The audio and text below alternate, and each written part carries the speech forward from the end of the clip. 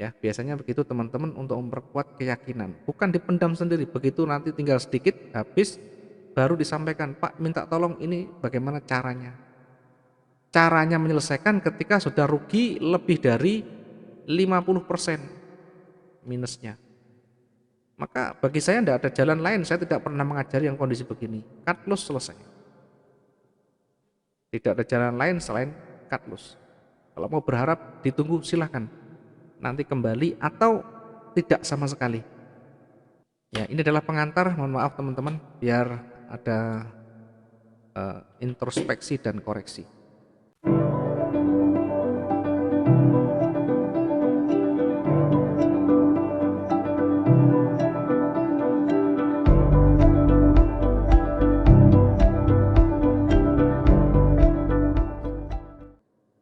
Berikutnya malam hari ini materi kita yang akan kita bahas adalah masih terkait dengan teknikal.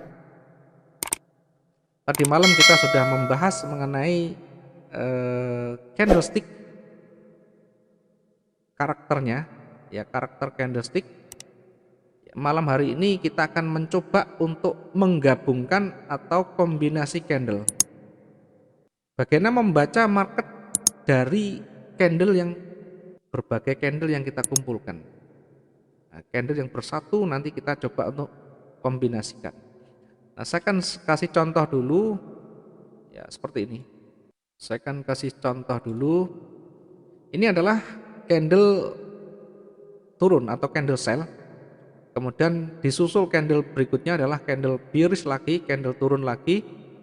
Setelah candle turun panjang, ternyata mulai ada candle naik. Nah, diwaspadai. Ketika trennya turun, kemudian sudah mulai muncul buyer atau setidaknya mulai ada ekor misalnya, maka jangan diabaikan. Ketika kita punya misalkan di sini sell, kemudian market sudah mulai kelihatan di sana, ya market sudah mulai kelihatan naik, maka segera kita evaluasi, analisa kita lakukan reanalisa. Ketika sudah muncul buyer atau setidaknya sudah ada yang namanya koreksi atau di bawah ini ada ekor. Bukan hanya dilihat dan didoakan, oh ntar lagi juga turun, ntar lagi turun. Jadi seolah-olah kita mempertahankan dan membenarkan dalil kita sendiri, hanya kita gara-gara punya transaksi sell di sana. Saya sering sampaikan, ikuti tren minor, ikuti tren yang minor. Ikuti tren yang minor itu tren yang terdekat dari runningnya. Kemudian perhatikan close candle terakhir. Kalau close candle terakhir sudah berwarna hijau tanpa penolakan, maka hati-hati, ini bisa menjadi pertanda awal market akan berbalik dari turun menjadi naik. Maka harus siap-siap untuk antisipasi. Bisa di cut loss dulu yang dagangan sell, atau kita lakukan recovery ketika turun ada koreksi di sini. Misalkan ada koreksi sedikit turun, kita entry buy. Dengan tidak melawan arus yang sedang berjalan, kita mendapatkan harga yang lebih murah. Tentu untuk bisa membantu menyelamatkan yang bawah, maka buy yang di atas ini biasanya kita kasih yang lebih besar, lotnya lebih besar. Mungkin kalau ini 0,1, ini bisa 0,2 atau 0,15. Dengan harapan apa? Dengan harapan nanti naik tidak terlalu panjang, minimal bisa mengurangi kerugian di sini. Ketika ini sudah profit, maka jangan biasakan yang diambil yang profit. Selesaikan semuanya. Ini di close, ini di close, sehingga clear, tidak ada transaksi di sana. Baru nanti kita recover lagi, kita lakukan penyelesaian lagi dengan membaca peluang selanjutnya. Ya, ini kalau kita lihat sudah mulai hijau. Dari 3 candle masing-masing ini kalau kita gabung, ya, kalau saya gabung begini, ini hijau, oh ini merah, merah bodinya ketemu di sini. Nah, ini adalah merah. Maka merah menjadi candle tebal satu. Sementara yang hijau dari sini bergabung lagi ke sini. Nah, ini adalah warna hijau. Oke, ini adalah contoh yang candle warna hijau, yang ini tadi candle merah. Sehingga kalau 2 candle ini disatukan, tadi ada gabungan beberapa candle menjadi candle tebal-tebal, maka jadilah seperti ini. Ya, jadilah candle seperti ini. Nah, ini merah panjang, ini hijau panjang satu. Ini pun kalau kita baca pola, ini sudah membentuk pola sendiri nanti. Atau dalam bahasa logikanya kita bandingkan antara bodi yang sini dengan bodi yang ini. Kuatan mana, besaran mana, panjangan mana. Kalau kita lihat ini masih panjang hijau, berarti menang hijau.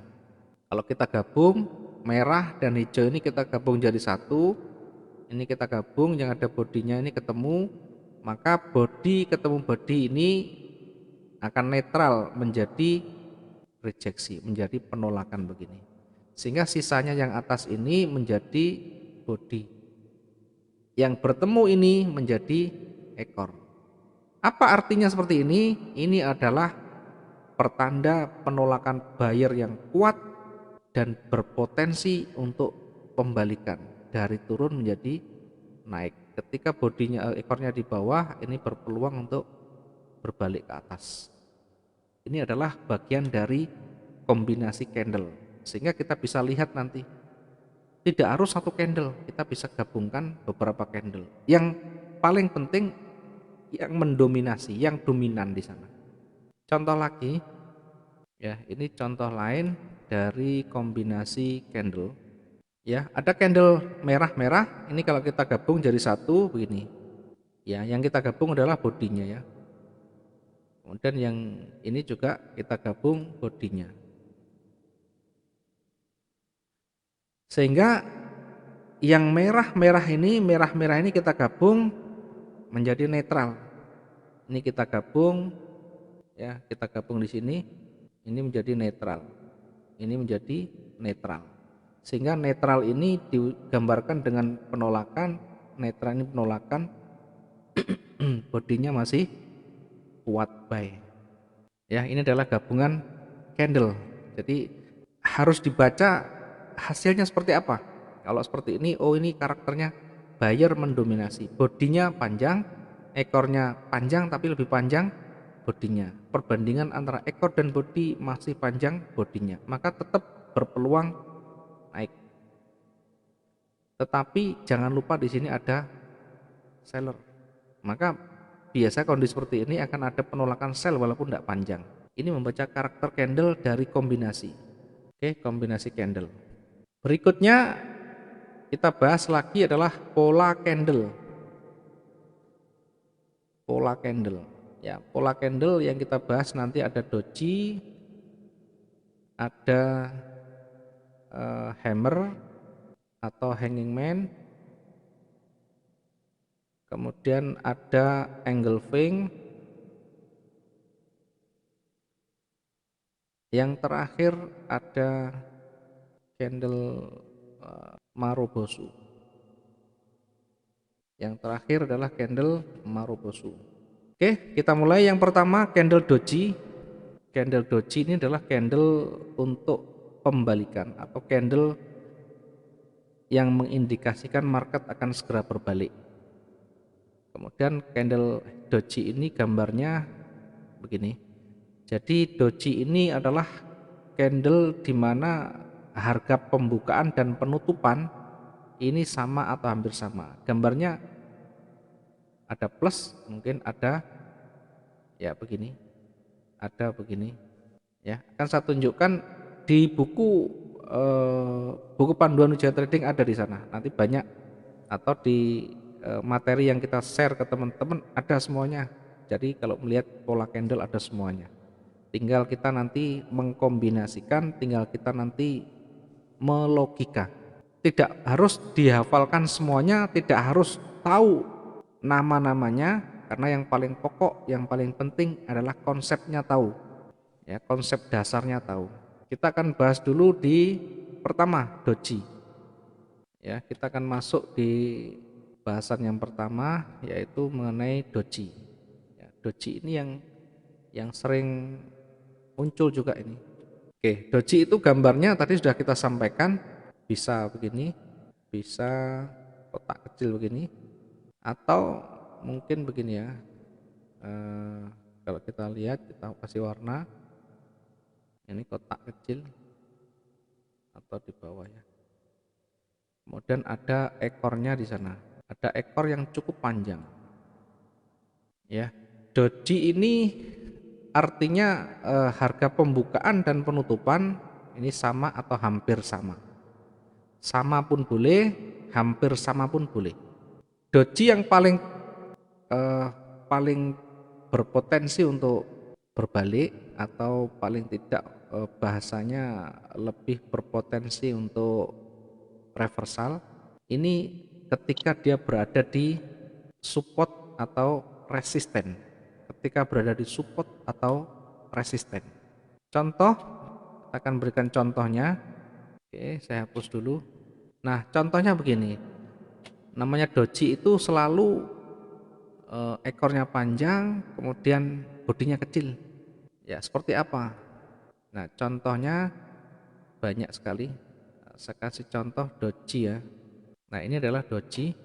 Ini doji. Kemudian ada lagi ya. Ini juga doji. Doji itu sama di dalam pun sama. Artinya yang penting bodinya kecil, kecilnya itu titik harga pembukaan atau penutupan sama atau hampir sama. Sementara untuk membaca kevalitannya atau keakuratannya, doji itu ketika berada di area support atau resisten. Berada di area support atau resisten. Kita biasa melihat kondisi sebelah kiri untuk melihat support atau resisten. Ya, kenapa kita harus membaca yang kemarin? Karena hari ini tidak ada dojinya.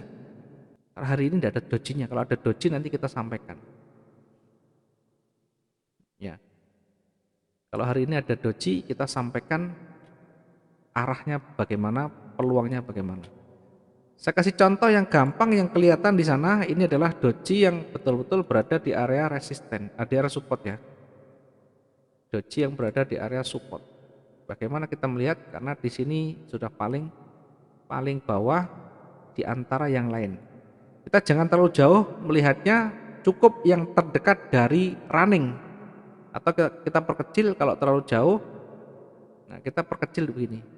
Ya, ini adalah doji. Kalau kita lihat sebelah kirinya jauh dari support, maka ini bisa menjadi support.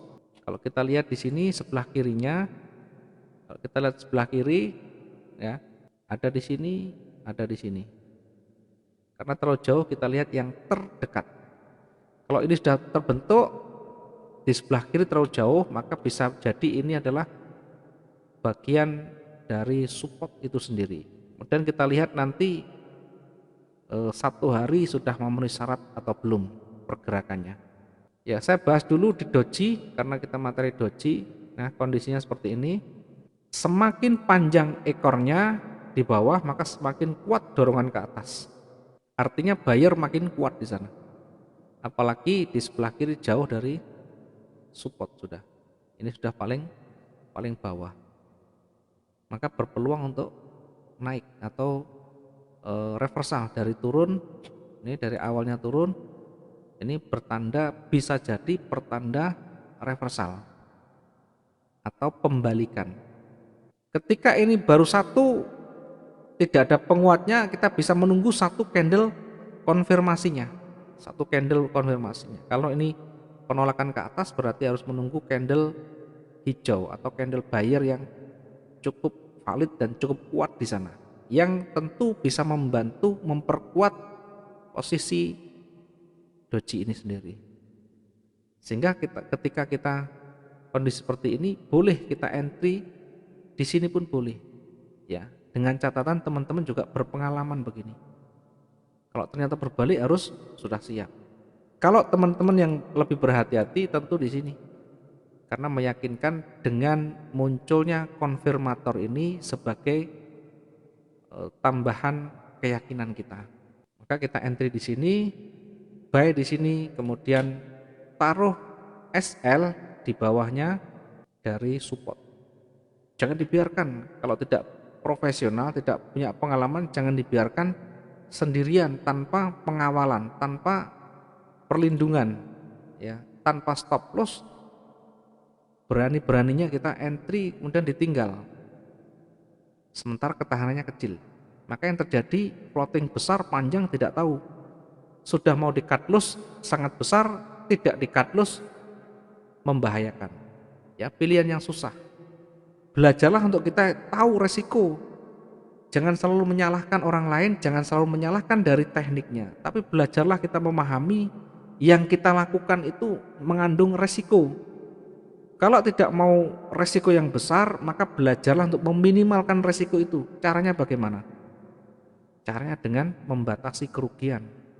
Boleh dipasang SL atau dikawal, dilihat, dimonitor. Kalau tidak bisa monitor berarti harus di stop loss. Begitu caranya. Kemudian take profit juga begitu, jangan dibiarkan liar.